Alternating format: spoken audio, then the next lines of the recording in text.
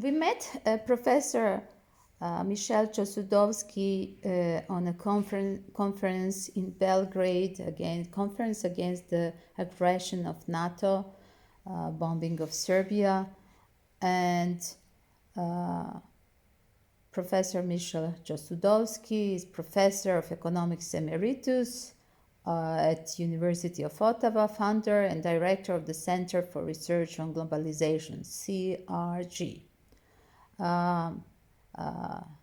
Beautiful soul, still fighting for the injustice against Serbia and injustice against the global poverty. We're going to talk and make a few interviews connected to our team as well about the culture of peace. So welcome here, Michel. Thank you. Misha, how the president, ex-president Milosevic used to call you.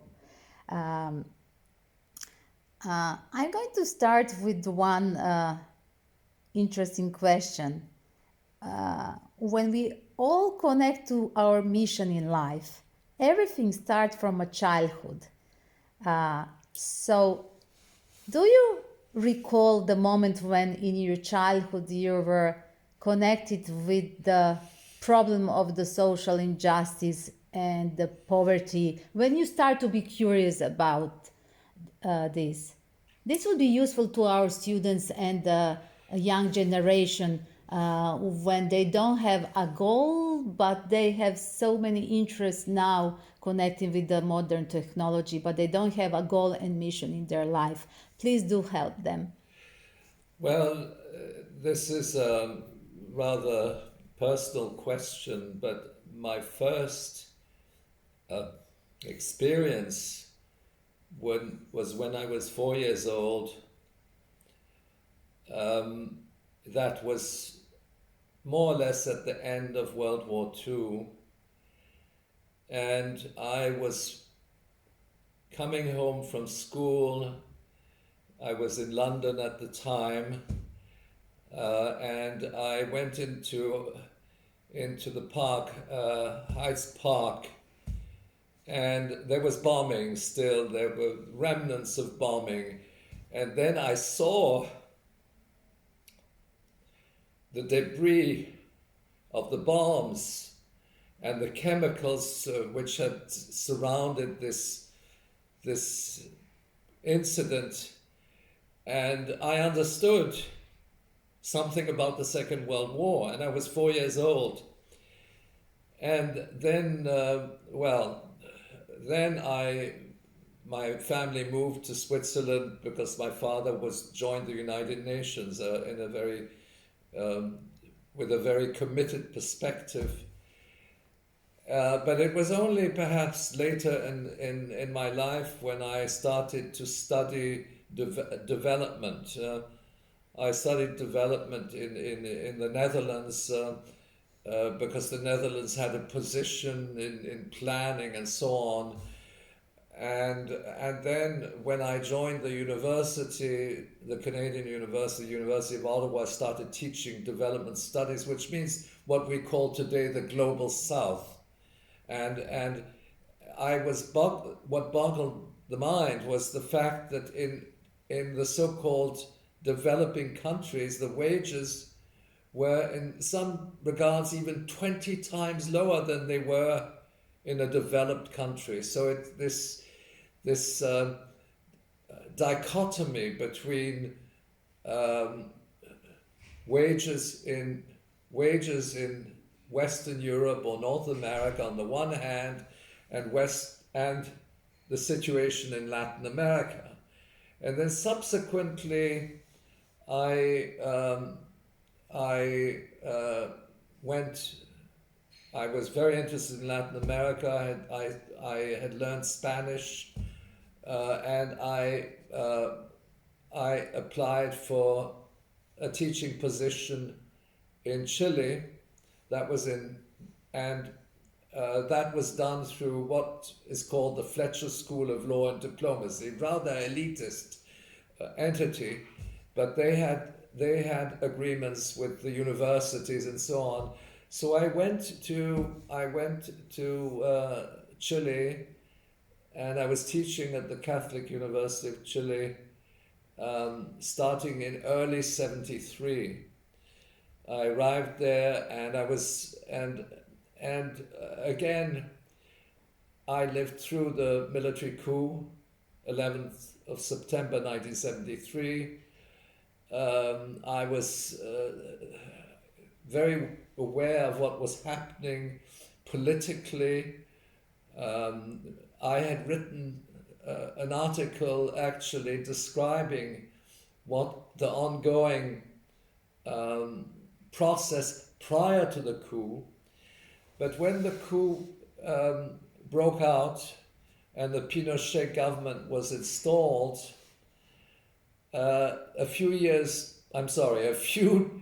weeks later, in early October, they implemented a neoliberal policy.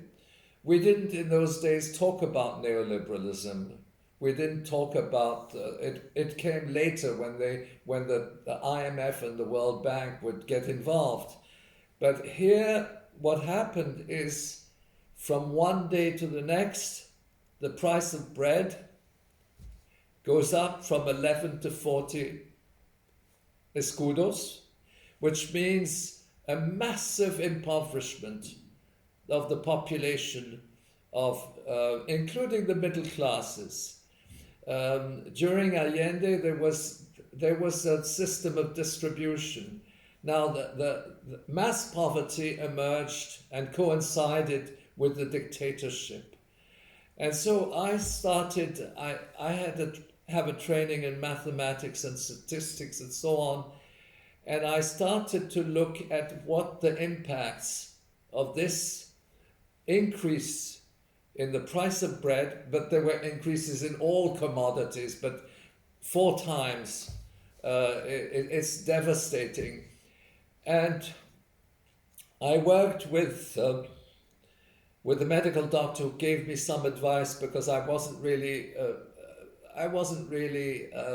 knowledgeable on the whole issue of undernourishment and famine, and how one analyzes it, and how one actually use the statistics. Now, I collected the data on prices, started collecting the data on prices, and then I also looked at the consumption needs in calorie and protein, and also the impact of calorie and protein undernourishment on what is called malnutrition, which is then tied into the frequency of disease, and of course the immune system is affected. If you don't eat, your immune system is affected. And I came up with the results, the statistical results, that more than 80% of the population of Chile were undernourished. They didn't meet the norms of calorie and protein. And I then wrote, it was written in Spanish, I wrote a rather technical report, because at that time we were the object of censorship, and I essentially indicated the statistical results, and I didn't necessarily associate it with the Pinochet regime. But my colleagues at the university, the Catholic University, said, this is a very controversial thing, and we fear censorship. So they took the trouble to send it to the military junta. I don't know which ministry which actually reviewed this. There was nothing there was no political statement. There was simply the results of what this neoliberal policy measures resulted in, and then I had already decided that I would leave Chile in December, because the conditions that I was living were untenable, although I still had a good relationship with my colleagues at the university. So the report, ironically, the Pinochet regime did not apply censorship of this report, and they sent it back to the Católica, the University Católica, and then they published it. They published it, I think, in 200 copies at the time. But I left Chile, and then I went to Peru, and I was also teaching in Peru. It was also the Catholic University, and with which I already Lima. had Lima. Yes, in Lima. Now, this was the beginning of my career, and a couple of years later, I was invited to go to Venezuela. I had a friendship with the Minister of Planning, who was very influential there, and he said, "Well, could you come to and help me and advise me, etc., etc." And then I arrived in Caracas. That was in '75, and first I was writing speeches for the minister, and advising. I said, "Listen, I want to do something else." And he said, "What do you want to do?" "A study of poverty." Okay, he said. Bravo. Oh, he said, "A study on poverty." And then I said, "Well, we need a team, interdisciplinary team." So I recruited a number of people. They were all working for the government at that time, and I was at the Ministry of Planning, and we looked into the issue of food consumption, housing, water. An entire range of environmental issues, but also the fact that many of the houses didn't have water; they didn't have running water, and we essentially looked at it from the numbers perspective, from the statistics, so that we came up with a report which was in fact devastating in terms of its results, because Venezuela was pictured in propaganda. It was pictured as a rich country, and the notion of poverty was simply never mentioned. And we brought this report out, and it was immediately confiscated by the Council of Ministers, by the government. In Spanish, they say encabezado por el Consejo de Ministros. Now, the government was not going to publish this. They were not going to publish it. And I went back to Caracas in '76, and my team had been dissolved, but they still kept me on the payroll, and they were still very polite, and so on and so forth. And then at the same time, I was teaching at the university. But then I was contacted by a progressive publisher, and a person who was very, very knowledgeable and very committed, and he said, "I'd like to publish this in book form." I then wrote it, I revised it, and I put it. It was my first book, and I wrote it in Spanish with some help from for the editing. And then what happened is that the book came out a couple of years later, and it was named. It was named. It was immediately a bestseller. The name of. The name of the book was called La Miseria en Venezuela, and everybody of that generation has read that book.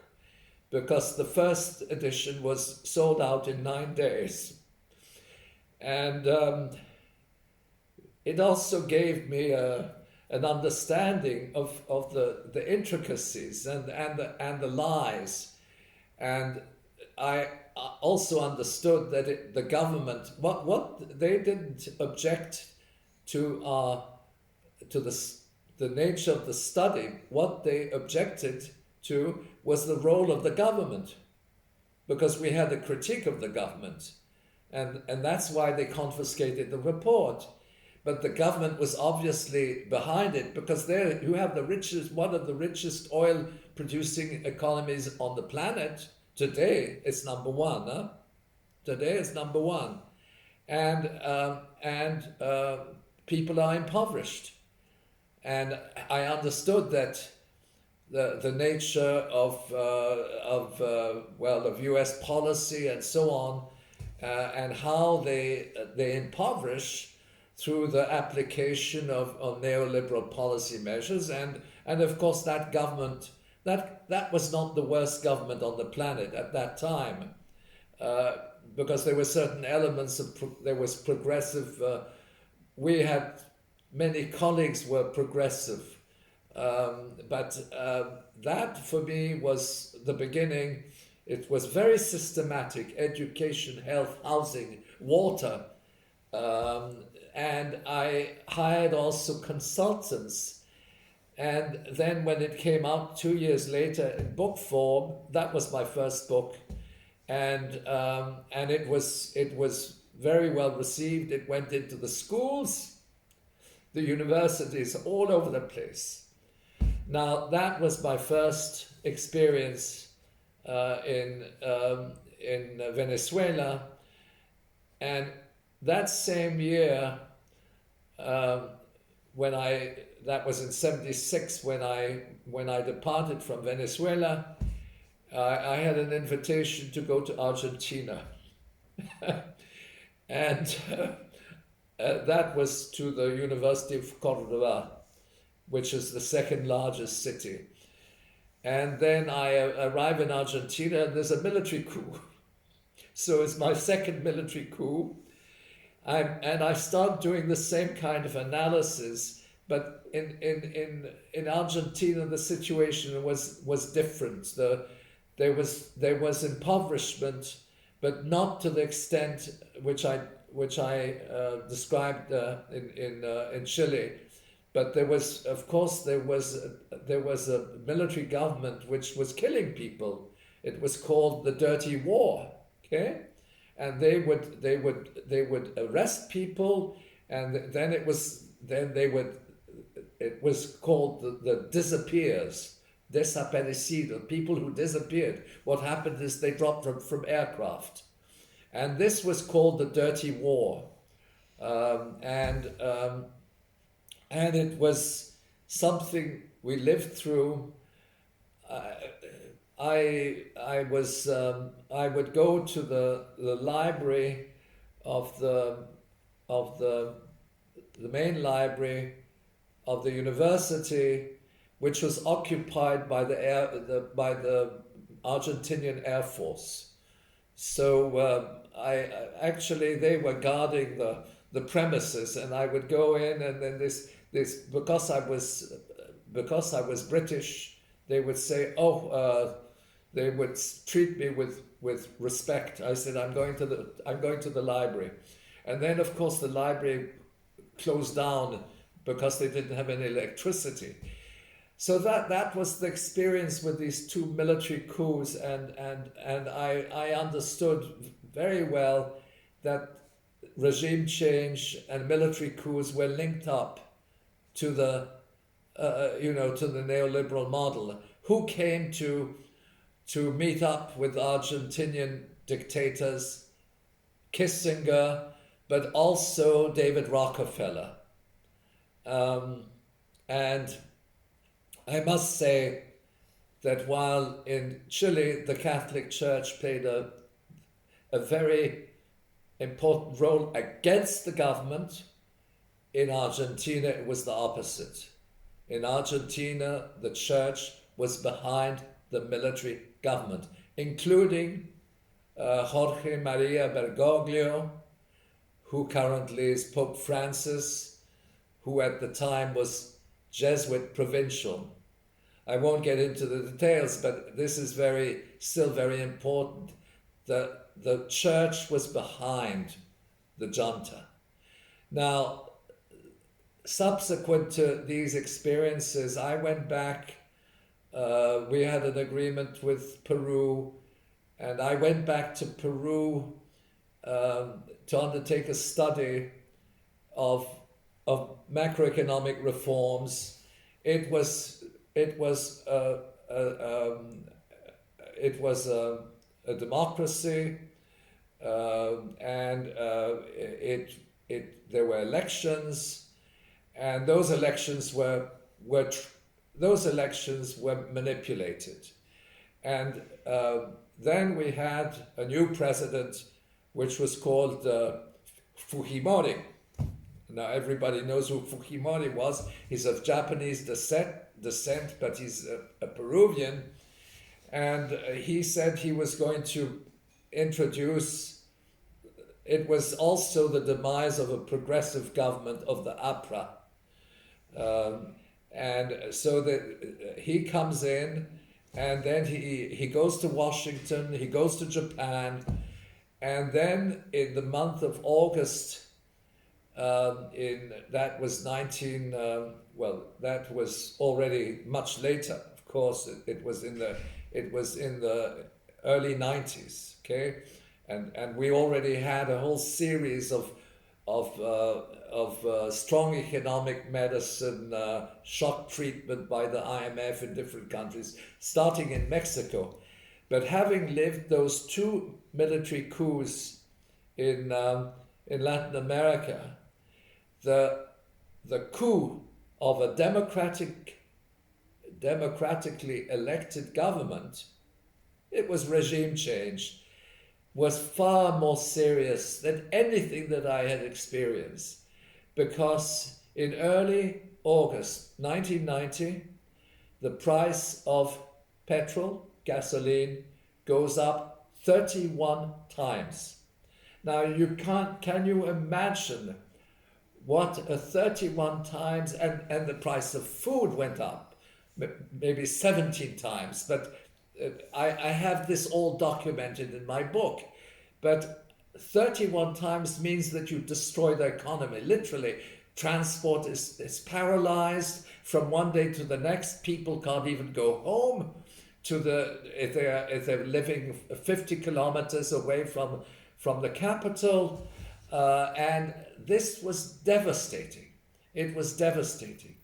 That study was actually commissioned by the Canadian Aid Program, which was called CIDA, Canadian International Development Agency, through a research entity. And when I went back to Ottawa, I wrote it up, and then they said, "We don't accept your report." And I said, "Why?" And I had documented everything very carefully. And then what happened, my colleagues at the North-South Institute said they supported it, but the government didn't. And he said, "Go back to Peru and make some modifications to your report, and then we'll publish it, etc." Well, it was never published. It came out in my book. May I ask, that was the first time you had faced the censorship back in your country, correct? No, the irony is the Pinochet regime did not censor me. Yes, but back in your country, I mean in Canada, that was the first time. Well, it was the first time by a government official, but I was also continued my activity with the Canadian media, and then I started publishing with the Monde Diplomatique. I should mention that while I was in Peru, I also was in Asia. I started well, I had been already studying in the Chinese economy. That was that I started on China. It was in the early 80s, but I was going back to Latin America in the 90s as well. But I was teaching in Hong Kong, and then I went to China, and I did extensive research in China, and I came to the conclusion that from my studies, that was during 2 years.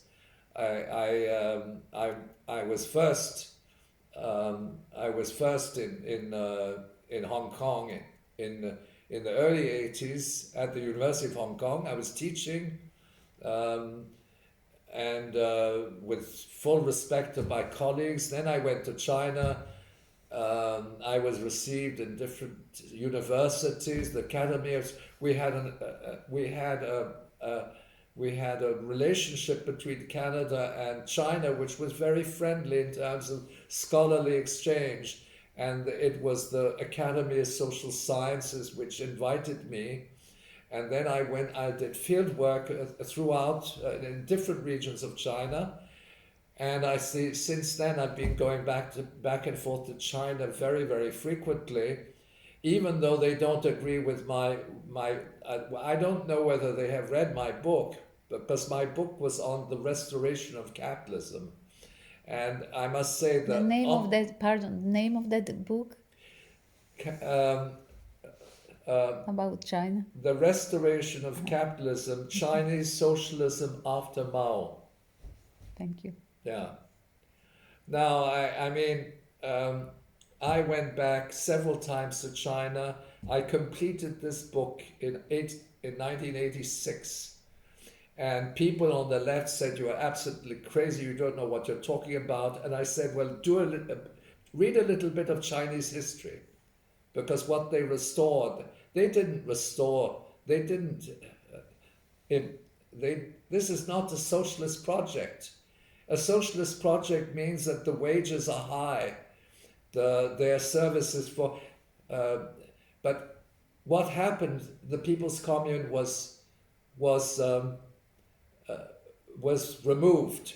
It was abandoned in the Constitution of 1984. So in 1984, they cancelled the People's Commune. They abolished it, and several. This is a bit a personal issue, but it's very relevant. I went back several times to China. We had links again in the 90s with the Academy of Social Sciences. But then I decided on one of my visits to go back to the places where I'd done research in the 1980s. I think it was in the late 80s, early 90s, and the People's Commune had been abolished. Now, the People's Commune was also industry at the level of the rural areas, and it had a whole structure of culture, education. Now, the thing is that it was also the object of propaganda. But I went back and I met up with people. I didn't meet the same people that were there when I went back, but I met 3 of the executives, and I asked them what happened to the People's Commune. And then they said, the People's Commune now is a holding company. And then I said, well, who owns the holding company? And then he said there were 3 executors, and I had a translator, of course. I can speak some Chinese, but I needed a translator for that. And then he said, but that was in Chinese, he said, him, me, and him. So I said, you are the owners of the holding company, of what was the People's Commune. He said, yes. And I said, what happened to the 1,300 families that were members of the People's Commune? And then he said, they're seasonal workers. They're seasonal workers. Now, that in itself indicates the direction which was taken. That was when I went to China in the early 80s, I went to factories. That was the beginning of what they call the open door policy. Now, the open door concept dates back to the early 20th century. It's a colonial concept, U.S. colonial concept, which was used at the beginning of the century, and then of course when one has to understand how all this evolved from the colonial or the semi-colonial structures, which was the treaty ports and so on. Well, now the treaty ports have been restructured. It's no longer called a treaty port. It's called a special economic zone. And Shanghai is a form of special economic zone, which is geared towards exports. And then, of course, I can't. It's impossible for me. And I examined figures. I could not. I went to various universities, including Wuhan, and I talked to people, and the head of the economics faculty in Wuhan. We became friends, and I asked him about the Cultural Revolution. He said, "Well, it was a good thing for us because," and that was against the stream of what was happening under Deng Xiaoping. But he said, "We went to the countryside, and we learned how to have dialogues with people. And it was also very good for the university professors because they were caught in their ideology and so on. And then when I visited the factories then, of course, this has been modernization, but the factories were always had housing very close by, because it was in people's where they were actually living, and the families were there. So they would be working in the factories. These are rural factories, but in fact there was an infrastructure. And then there was a daycare center just close to the factory, and then there was housing. Modest housing, but it was all based on human needs. I'm not trying to, there were certainly in the history of the Maoist period, so to speak, there were various, there were conflicts. There was the conflict between, within the Communist Party, and you ask, where are the capitalists? Now Mao Zedong said, they asked Mao Zedong, where are the capitalists? He said, they're in the Communist Party. All of them are in the Communist Party. Exactly. And that's true today. Exactly. And so I from my historical understanding of China, and also of extensive research, I could not come to the conclusion that this was a socialist country. Because the socialist countries, you have the wages are there to allow you to meet essential commodity purchases and so on. And I couldn't accept the idea that the working week, the working day would be 12 hours, for instance. And then I looked into the wages, and those wages are still there. They're 10, at least at the time I was talking about a ratio of 1 to 20. And I visited so many factories, and I saw how they operated. Now, people on the left, my friends, would say, because I also presented that at Havana, even before I actually started my research, because they said first of all they tried to censor me, sort of left-wing censorship, because they politically they didn't accept it, and many prominent leftist intellectuals would say to you, said Michel, what you're saying it goes against the laws of history, okay? The dialectical materialism or whatever. I said, well, listen, and they would quote Marx. I said, if you want to look at Marxist analysis, you should do some empirical research on the nature of and conditions of the working class in China. Now I can say, having gone back to China more recently, this is what was restored, and that was where Mao Zedong fought. What he fought against is the Kung Fu, the Confucius ethic. And the Confucius ethic is hierarchy. It's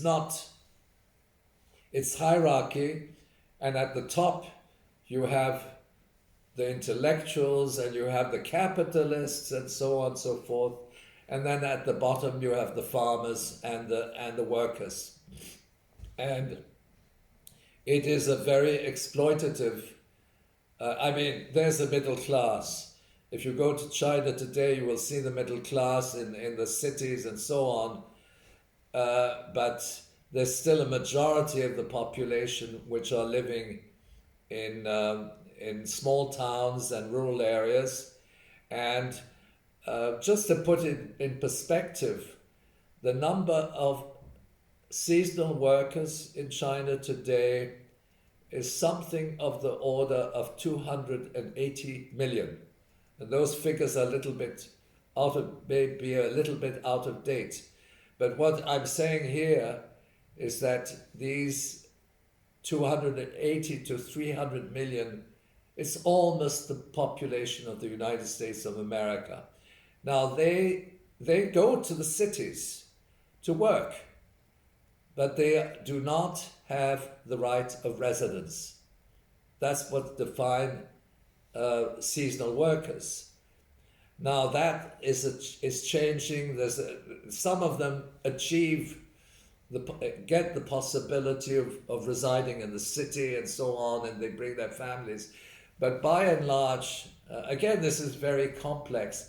By and large, you have a large segment of the labor force. It's 30% of the labor force, which are seasonal workers, and they can come to the city. They will stay in dormitories, or they will rent an apartment where they will a cheap apartment where they can go 6 or 7 people living in relatively,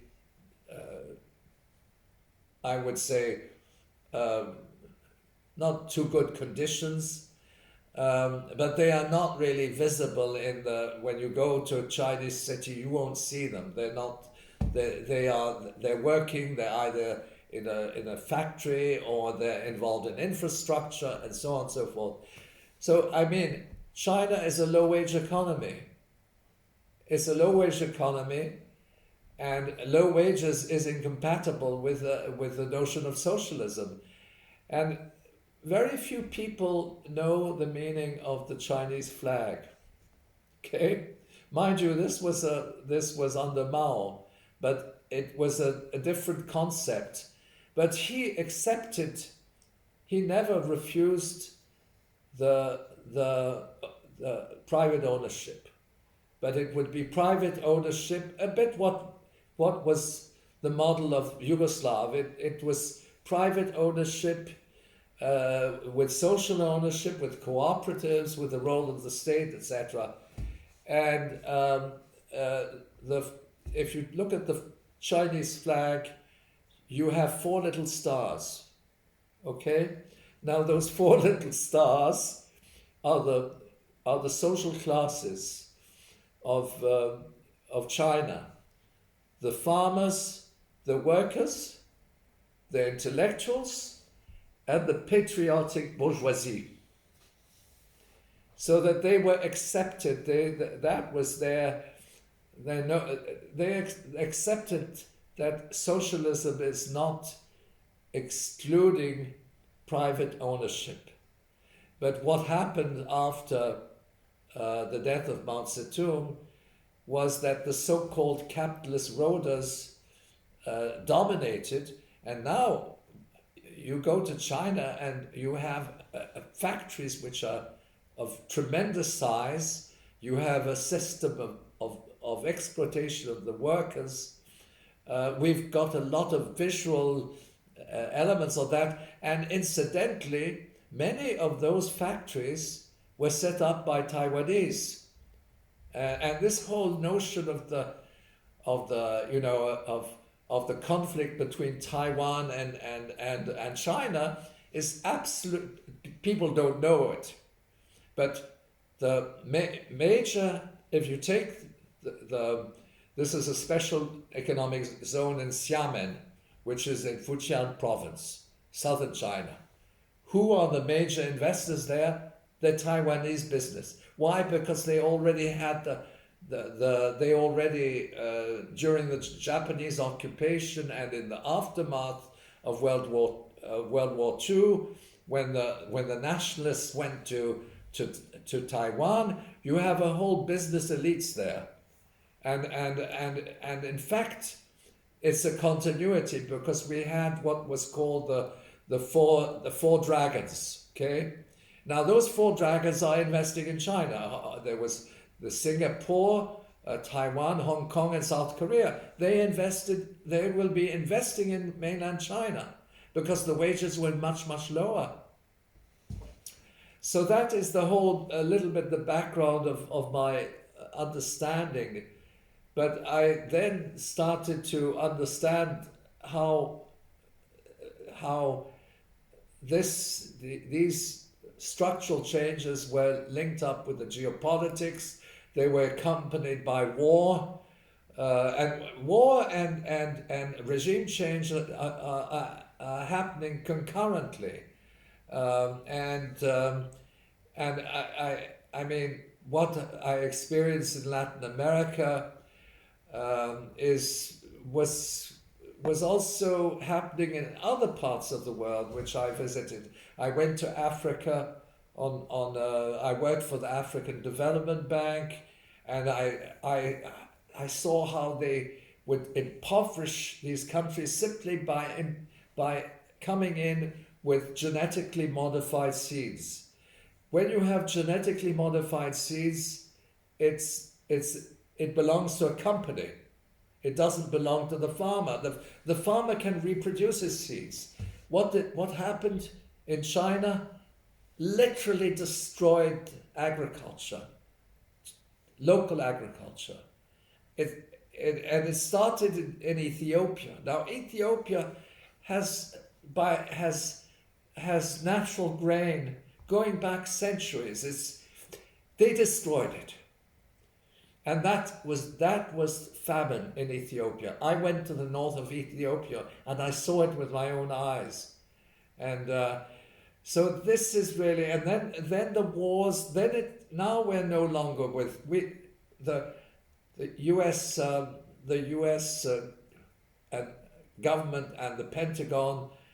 They say we don't really need to have any kind of coup d'état. That was the coup d'état of the 60s and 70s and so on. We now all we have to do is and it's democratic. We have regime change. We have a color revolution. We will go into influencing elections and establishing democratically elected governments which will serve our interests. And that has now swept the European landscape, because all those